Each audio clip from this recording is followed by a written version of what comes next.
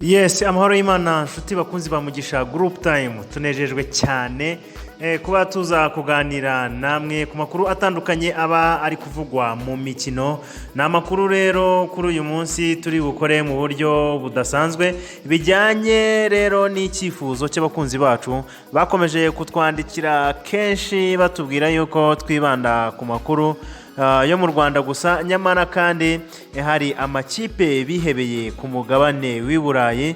Icyifuzo rero cy'abakunzi bacu ni nk'itegeko kuri twe, niyo mpamvu rero muri aka kanya tuje kubagezaho amakuru ariko kandi twibanda ku matransferi avugwa ku mugabane w'i Burayi, cyane cyane yuko amakipe yagiye atangira shampiyona ariko kandi akaba akomeje kuba agenda yiyubaka, bijyanye rero n'ukuntu amakipe ababona hafite intege nke bitewe n'imikino rero amakipe yatangiye kugenda akina.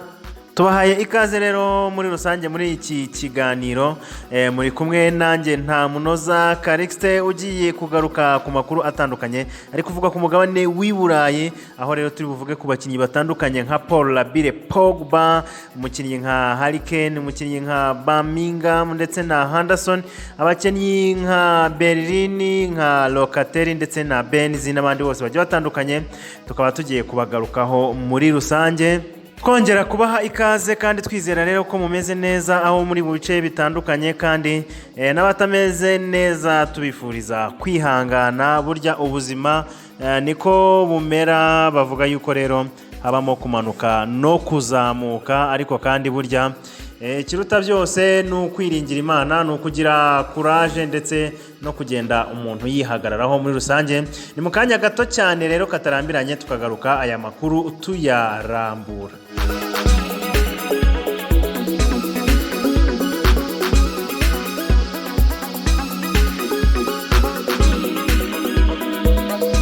Ego tudatize cyane rero, reka aya makuru tuze tuyahera kuri Paul Labile Pogba. Uyu rero akaba ari umufaransa w'imyaka 28 ukinira ikipe ya Manchester United. Numukinnyi rero ukina hagati mu kibuga. Rero ikipe ya PSG ikaba yamaze kumwizeza akayabo k'ibihumbi 510 yazajya rero ahembwa mu cyumweru, mu gihe rero yaba ayemereye kuba yayisinyira umwaka utaha, aho rero yazagenda nka free agent, aho rero yaba asoje amasezerano muri Manchester United. Ikipe rero ya PSG ikaba ikomeze kwibikaho abakinnyi bakomeye cyane, ikaba rero ishaka no kuba yakegukana Paul Labile Pogba utarabasha kongera amasezerano muri Manchester United, dore ko Manchester United ibyo igenda imwemerera uyu Paul Labile Pogba agenda abitera utwatsi. Ni umukinnyi w'umuhanga cyane hagati mu kibuga ku buryo budashidikanywaho, ni umukinnyi ufite impano idasanzwe, ni umukinnyi Manchester United iba yakifuza kugenda yubakiraho ibintu byayo byose kugira ngo ibe ikipe ikomeye, ariko kandi akaba umukinnyi ugenda ayitenguha muri rusange iyo atameze neza. Ni umukinnyi muri weekend ishize yatanze assist zigeze kuri 4 mu mukino rero Manchester yatsindagamo Leeds ibitego bigeze kuri 4. Nagiye mbona abakinnyi nka Bruno Fernandes bamubwira bati rwose ugomba kuba ugumaha. Ni umukinnyi w'umuhanga cyane buri kipe yose yakifuza. PSG rero ikaba iri kugenda imureshya ishyiraho umushahara uremereye kugira abe yayerekezamo. Ni mu gihe rero uyu mukinnyi yifuzwa n'andi makipe atandukanye nka Juventus yahozemo ndetse n'ikipe ya Real Madrid, akaba yajya gutozwa na mwene wabo w'umufaransa Zinedine Zidane. Rero tuzagenda tureba iby'uyu mugabo nimba azasohoka muri Manchester umwaka utaha nka free agent cyangwa se azaba yongera amasezerano muri ikipe ya Manchester United. Reka tuve mu kinyamakuru The Independent ahubwo duhite dukomereza mu kinyamakuru Telegraph. Iki kinyamakuru rero kivuga yuko umukinnyi w'umwongereza akaba n'umwataka wa Tottenham, uyu rero akaba ari Harry Kane, ni umugabo w'imyaka 28, akaba yizeye yuko rero Manchester City igomba kuba itanga akayabo, igatanga amafaranga atubutse, ariko kandi yabaca n'agahigo ko kuba rero agomba kuba umukinnyi uguzwe amafaranga menshi w'umwongereza hariya mu Bwongereza. Rero uyu Harry Kane akaba akomeje kuba ashakishwa n'ikipe ya Manchester City, aho rero Manchester City igomba kuba itanga bid ya nyuma muri iki cyumweru. Reka tuve muri Telegraph tuhite dukomereza ahubwo muri ESPN. Iki kinyamakuru rero kikaba kivuga yuko Manchester City rero ikomeje gusunika cyane, ishyiramo imbaraga zose zishoboka kugira rero ibe yakura Harry Kane mu ikipe rero ya Tottenham. Ikipe rero ya Manchester City ikaba ititaye ku by'uko Tottenham ivuga yuko idakeneye kuba yagurisha uyu mukinnyi. Ikaba rero Tottenham yaragiye ihagarara inshuro nyinshi, ikaba yaragiye isubiramo kenshi ko uyu mukinnyi atagurishwa. Gusa umukinnyi Harry Kane we akomeza kugaragaza ubushake bwo kuba yakerekeza mu ikipe ya Manchester City, bijyanye n'imyaka ye rero ko umushahara waba wiyongera, ndetse kandi yaba ari no mu ikipe aho yaba yizeye kugira ibikombe yegukana, kugira rero atazarangiza kariyeri ye nta kintu na kimwe yibitseho, cyane cyane ko bigaragara cyane ko muri Tottenham bigoye ko yazagira igikombe icyo ari cyo cyose yegukana. Akaba ashaka rero kuba yakerekeza muri Manchester City, kandi nawe akaba ari kubishyiramo imbaraga cyane. Ni mu gihe rero Manchester City yo itangaza yuko igihe byaba bidakunze yuko yegukana Harry Kane muri uyu mwaka, muri no sama rero iyi kipe yakurayo amaso yayo, ikaba yahagarika ibyo kuba ishakisha Harry Kane, ikaba yashakira ahandi.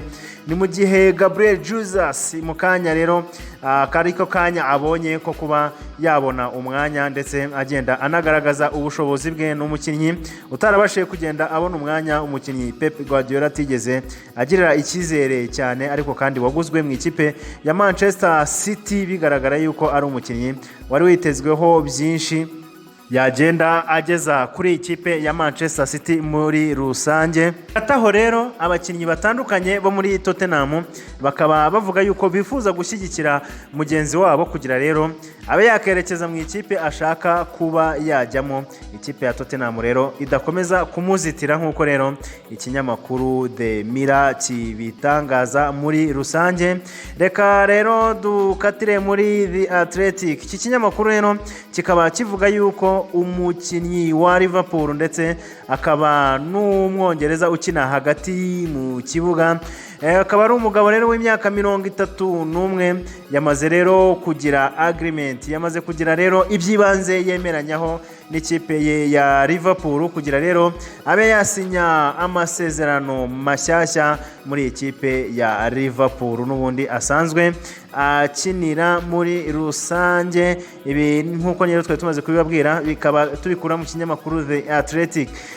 Reka duce muri Times. Iki kinyamakuru rero kikaba kivuga yuko perezida wa Barcelona rwose atunga agatoki abo yagiye akurikira yuko rero batabashije kwitwara neza cyane, bakaba baragiye bateza ino kipe ibihombo, cyane cyane rero ahavuga yuko mu gihe iyi kipe yagurishaga Neymar iyi transfer itagenze neza cyane, nyamara ibi bintu ngo byari bugire icyo bihindura kuri financial crisis. Rero byari bugiye bigenda bihindura ikibazo cya mikoro kiri hariya muri rusange y'ahantu burya hatejemo ubukene ntihabura abitana ba mwana. Ibi ni ibisanzwe. Reka twikomereze mu kinyamakuru The Sun. The Sun igaruka kuri Ole Gunnar Solskjaer uvuga yuko yifuza kuba yahita yongera kontra abakinnyi bageze kuri 5 nyine ba Manchester United. Muri abakinnyi rero harimo Paul Pogba ukomeje gushakishwa n'amakipe atandukanye, harimo Bruno Fernandes ni umusore w'imyaka 26 ukomeje kwitwara neza cyane, ni umunya Portugal. Rero aba bakinnyi barimo muri 5 rero umutoza Ole Gunnar Solskjaer ashaka yuko bongererwa amasezerano mu maguru mashyashya, rero bakaba bakongera igihe bagomba kumara muri Manchester United. Nk'abakinnyi rero nk'aba ngaba ba Bruno Fernandes n'abakinnyi bakomeje kugenda bigaragaza cyane. Tubibutsa ko muri weekend ishize uyu musore yatsinze ibitego 3 akabasha no gutahana baro nyine nk'uko yari amaze gutsinda ibitego 3. Umukinnyi w'umuhanga cyane waje akagira byinshi ahindura muri Manchester United. Abonye amasezerano mashya rero byaba ari byiza kurushaho. reka duce muri The Mirror. Iyi rero ikaba ivuga yuko umukinnyi wo hagati ariko ufasha ba rutahizamu uyu rero ni Martin Odegaard, ni umukinnyi w'imyaka 22, akaba rero ari hafi bya hafi rero akaba ashobora kuba asinyira ikipe ya Arsenal.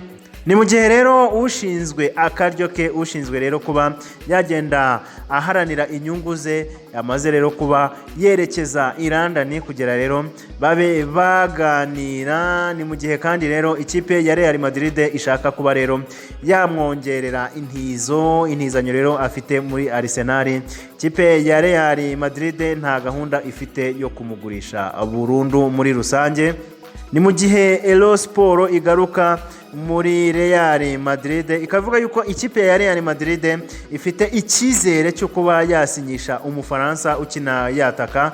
Ni umusore w'imyaka 22 ukinira ikipe ya PSG. Rero ni Kylian Mbappe. Ikipe ya Real Madrid ngo ikaba ifite icyizere cyo kuba rero yasinyisha uyu mukinnyi muri iyi mpeshyi. Ni umukinnyi rero wagiye agora cyane ikipe ya PSG kuba yakongera amasezerano muri rusange. Ni mu gihe asigaje amezi ageze kuri 12 kuri kontra ye kugira abe asohoka muri ikipe ya PSG, nkuko rero bigaragara ku masezerano ye muri rusange.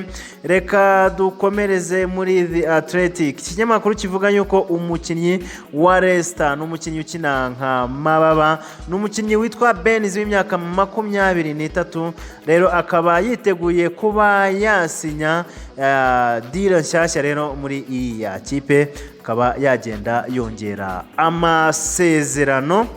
Ni mu gihe ikipe ya Barcelone ubu ngubu ishishikajwe cyane no kuba yasinyisha umukinnyi w'umunyegabo ni Pierre-Emerick Aubameyang, ni umugabo w'imyaka 31 ukinira ikipe ya Arsenal. Ikipe rero ya Barcelona ikaba yifuza kuba yatanga umunyabrazil ukina yataka afasha ba myugariro akina hagati mu kibuga. Uyu ni Philippe Coutinho, ikaba rero yaba umwe mu bafasha ikipe ya Barcelona rero kuba yakegukana Pierre-Emerick Aubameyang rero utaragiye ahirwa na sezo ishize mu ikipe ya Arsenal. Ibi tukaba tubikesha ikinyamakuru Sky Sports. Ni mu gihe kandi tukiri ku ikipe ya Arsenal, umukinnyi wo hagati uyu ni Granit Xhaka. Uyu rero akaba wifuzwaga cyane kandi byari biteganyijwe yuko ashobora kwerekeza mu ikipe ya AS Roma muri no Messi, ariko kandi bikaba bivugwa yuko uyu mugabo ashobora guhita asinya kontra nshyashya mu ikipe y'abarashi nkuko bitangazwa n'ikinyamakuru The Guardian. Ni mu gihe kandi ikinyamakuru Talk Sport, ikinyamakuru rero kivuga yuko umunyakote d'Ivoire ukina nka mababa n'umusore ukiri muto cyane w'imyaka 19 akaba ari Amadi Diallo uherutse kwerekeza mu ikipe ya Manchester, ariko kandi bijyanye n'imyaka ye ndetse no kuba ikipe yaramufitemo projet igihe kirekire. Uyu musore rero arashaka kuba yatizwa mu ikipe yo mu cyiciro cya kabiri. Iyi rero ikaba ari Sheffield United. Ikipe rero ya Manchester United ikaba uyu musore wayo yifuza kuba yasohoka muri ikipe akagenda nk'intizanyo, aho yabasha kubona umwanya uhagije kugira rero abashe kugenda azamura urwego rwe muri rusange. Ikipe ya West Ham United ikaba rero yifuza kuba yasinyisha umwataka wa Manchester United waruriyemo muri sezo ishize nk'intizanyo. Uyu rero ni Jesse Lingard, ni umugabo w'imyaka 28, akaba rero yaragiye mu ikipe ya West Ham akagenda azamura urwego rwe ndetse akagenda nigaragaza neza ndetse ayifasha gutsinda ibitego bitandukanye. Iyi kipe rero ikaba ifite icyizere cy'uko amafaranga Manchester United ishaka n'amafaranga ageze kuri miliyoni 20 z'amayero. Ikipe rero ya West Ham ikaba ishobora kuba yakegukana uyu musore imwishyuye izi miliyoni kugira rero abashe kuba yakomereza muri iriya kipe muri rusange, nkuko rero biri gutangazwa n'ikinyamakuru The Express.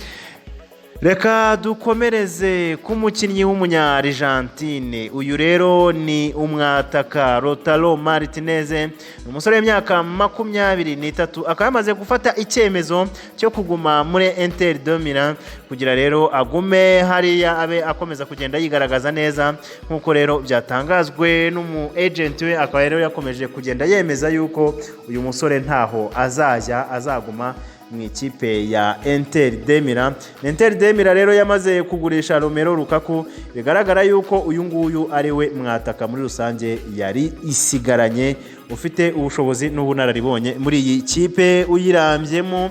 Akaba yashakishwaga n'amakipe atandukanye rero arimo amakipe nka Tottenham ndetse na Arsenal. Uyu mugabo rero akaba yamaze gufata icyemezo cyo kuguma mu ikipe ya Inter de Milan. Yitwa Hector Bellerin. Uyu rero akaba ashaka kuva mu ikipe ya Arsenal muri iyi mpeshyi, akaba rero yakerekeza muri Inter de Milan. Uyu musore w'imyaka 26 ukina inyuma ku mpande, akaba rero yifuza kuba yakerekeza muri Inter de Milan agasohoka mu ikipe ya Arsenal nkuko rero bitangazwa n'ikinyamakuru The Athletic. Uyu musore akaba yifuza kuba yasohoka mu ikipe ya Arsenal, mu gihe rero bivugwa yuko ikipe ya Arsenal ishaka kuba yagurana uyu mukinnyi n'ikipe ya Inter de Milan kugira rero umukinnyi witwa Emerson rero abe yakerekeza mu ikipe ikinira London, ikipe ya Arsenal.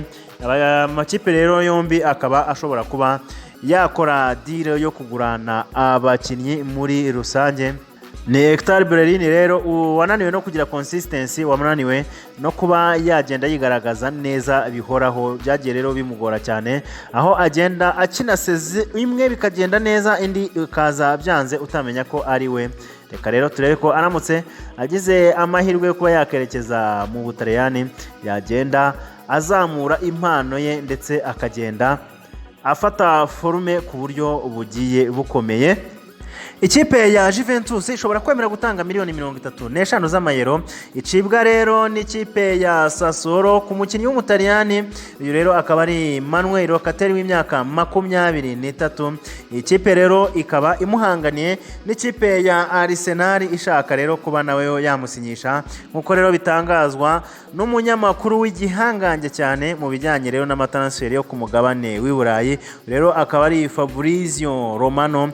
Rero akaba atangaza yuko ikipe ya Arsenal na Juventus zihanganye cyane kuba zakegukana uyu mukinnyi twagiye tubona cyane w'umuhanga yigaragaza muri Euro, aho rero amakipe menshi yagiye amubenguka muri rusange.